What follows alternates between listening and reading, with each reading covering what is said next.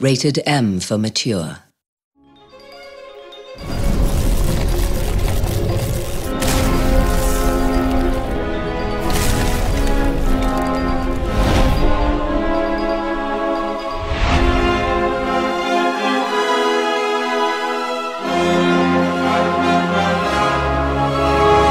So I'm Grant Kirkhope. I'm the audio director at Big Huge Games. I'm the audio vision holder, which is a very American phrase. We don't say things like that in England.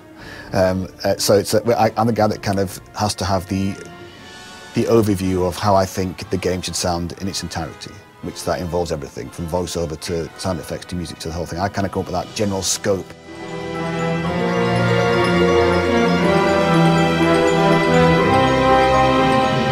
I applied to BHG because I wasn't really bothered about if it was a big company or a huge successful company or a big name. I wanted to feel that it was a place I could go that felt vibey about what they were doing and it's kind of angst, and a place where I thought I could make a difference or make a contribution.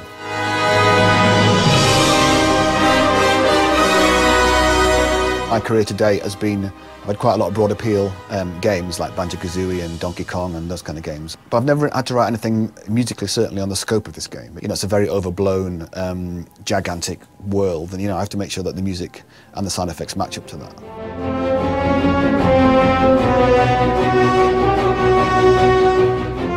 Sound effect-wise, we've tried to go for that similar overblown feel. This game's got a lot of combat in it. Getting that balance right is difficult, to make sure all the spells and all the hits and all the stuff sound appropriate to the level of intensity you put into the sword swipe or the big spell that you cast and stuff like that. So it's very easy to get lost in it and to try and just make it one step louder, and then if it just blows up, it never works like that. A bad sound design can murder a game, absolutely kill it. If you've got a repetitive noise like a footstep or something like that is absolutely awful, it will drive people mad, and they won't want to play it for that reason. It's a really kind of juggling act to try and get a sound that is obtrusive enough that it's all right, but not too obtrusive that gets on your nerves, all that kind of stuff, that kind of mixing of it all and playing with it and turning it up and down, and it's all about attention to detail and taking little small increments and little steps to build up this kind of big soundscape that works.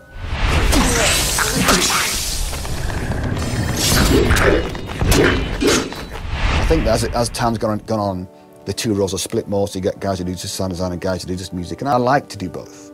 I like to be able to do, because it gives me a break from just composing over and over again or just doing sound design over and over again. I like to get that kind of variety. And it's great fun to do both as well. It makes it much more, go and find 50 fart samples for the farting gorilla. There isn't a farting gorilla in Reckoning, but other games I've done, there probably is a farting gorilla somewhere. I've tried to really take a step up on my own kind of development to try and make myself work harder than I do before, so I've tried to learn an awful lot more to make the boss music and all the music in the game sound bigger than normal. My usual influences usually do end up being Dan Elfman and John Williams and people like that.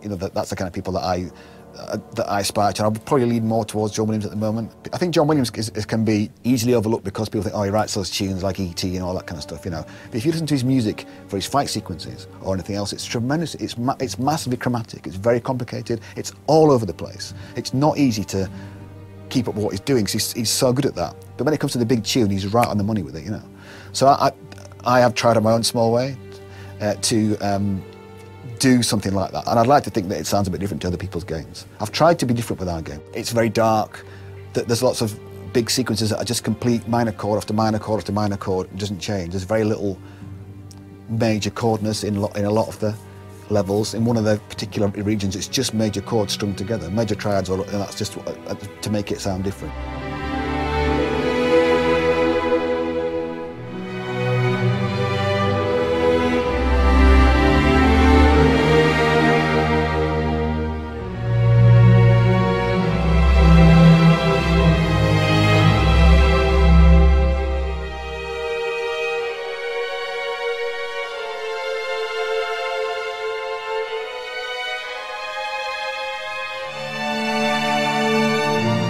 I write music very sort of like that, and then like that. I don't go along and sketch it out and then fill it in. I'm kind of very this is 4 bars, and then complete that 4 bars, and then the next 4 bars. I don't know if that's the right way I want to do it.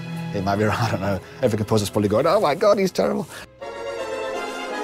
I played in orchestras from the age of 11 on trumpet, so I do know how this sounds. That's why I think when I came to write for orchestra, I didn't find it very difficult. But you never get used to that kind of, just the wealth of it. It sounds so, it's such a different sensation. I mean, there's nothing like just having that 85, 90 people sat there, you know, playing your music. It's incredible, you know. I mean, this time, I use like 2 euphoniums extra, 3 trombones, bass trombone, tuba, 3 trumpets, 6 French horns, triple woodwinds, double strings, massive, you know, I just really went for the numbers of people, and you know, you get such a massive, thick sound doing that.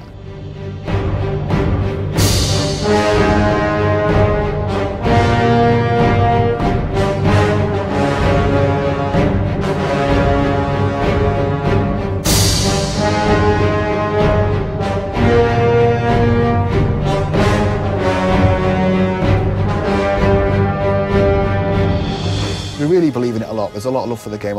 Everybody here is all, you know, dedicated to try and make it as best as we can. There's no shortcuts. We're trying to just do it all, you know. And we're gonna live and die by it, and that's the way it should be. You know, there's no hedging your bets here. It's absolutely, it's all or nothing. We're trying to marry it all together in this big, fantastic package, and I really think we've done it, you know.